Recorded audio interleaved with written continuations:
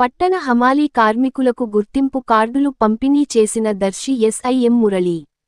ప్రకాశం జిల్లా దర్శి పట్టణంలో హమాలీ కార్మికులుగా పనిచేస్తున్న 120 మంది హమాలీ కార్మికులకు దర్శి ఎస్ఐఎం మురళి స్థానిక పోలీస్ స్టేషన్ ఆవరణలో శనివారం గుర్తింపు కార్డులు పంపిణీ చేశారు. ఈ సమావేశానికి జిల్లా ఏటీయూసీ ఉపాధ్యక్షుడు జూపల్లి కోటేశ్వరరావు అధ్యక్షత నిర్వహించారు. ఈ సందర్భంగా జరిగిన సమావేశంలో మురళి మాట్లాడుతూ హమాలీ కార్మికులు కష్టజీవులని, హమాలీ కార్మికులు రాత్రి అనక పగలు అనక పనిచేసే శ్రమజీవులని ఆయన అన్నారు. లారీలో వస్తున్న సిమెంటు బస్తాలు, ఇనుప కడ్డీలు లోడింగ్ అన్లోడింగ్ చేస్తుంటారని, రాత్రుల సమయంలో చుట్టుపక్కల ప్రాంతాలకు వెళుతుంటారని, అందువల్ల ఈ గుర్తింపు కార్డులు ఉపయోగపడతాయని ఆయన అన్నారు. ద్విచక్రవాహనాలు నడిపే సమయంలో మద్యం సేవించి నడపరాదని మురళి అన్నారు. ఏఐటీయూసీ జిల్లా ఉపాధ్యక్షుడు జూపల్లి కోటేశ్వరరావు మాట్లాడుతూ హమాలీ కార్మికుల ఇబ్బందులు గుర్తించి గుర్తింపు కార్డులు మంజూరు చేసినందుకు దర్శి ఎస్ఐ మురళికి ధన్యవాదాలు తెలిపారు. గుర్తింపు కార్డులను సద్విని చేసుకోవాలని కోటేశ్వరరావు సూచించారు.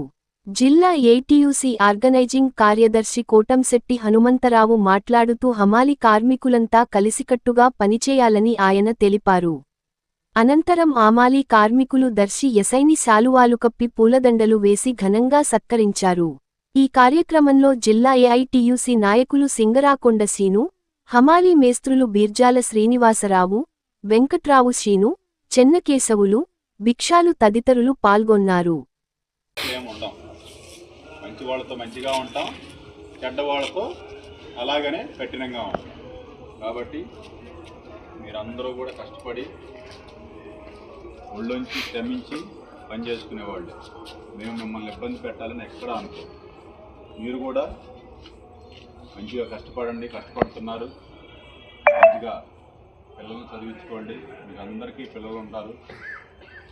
మీరంటే కష్టపడుతున్నారు, కానీ రాబోయే మీ పిల్లలు ఈ కష్టాన్ని పడగలరా? సో ఈ కష్టం మీతోనే పోవాలి. మంచిగా రూపాయికి రూపాయి కూడబెట్టుకోండి. చెడు అలవాట్లకు బానిస అవ్వద్దు. తాగుడుకు కానీ, ప్యాకాట్లకు కానీ, జూదానికి ఇతర జూదాలకు కానీ, వేరే వేరే చెడు అలవాట్లు ఏది కూడా అలవాటు పడద్దు.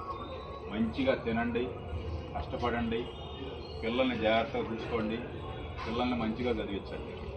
వాళ్ళు బాగా చదువుకుంటారు. ఎందుకంటే మీరు పడే కష్టం చూస్తుంటారు. నేను కూడా మా నాయన పడే కష్టాన్ని చూసేవాడిని. ఆ పొలంలో పనిచేసేది, పాలు డైరీ ఉండేది మాకు. ఆ పాలు బట్టి ఆ క్యాన్లు తీసుకొని 2 కిలోమీటర్లు వెళ్ళేవాడు చిన్నప్పుడు. సో నేను బాగా చదివి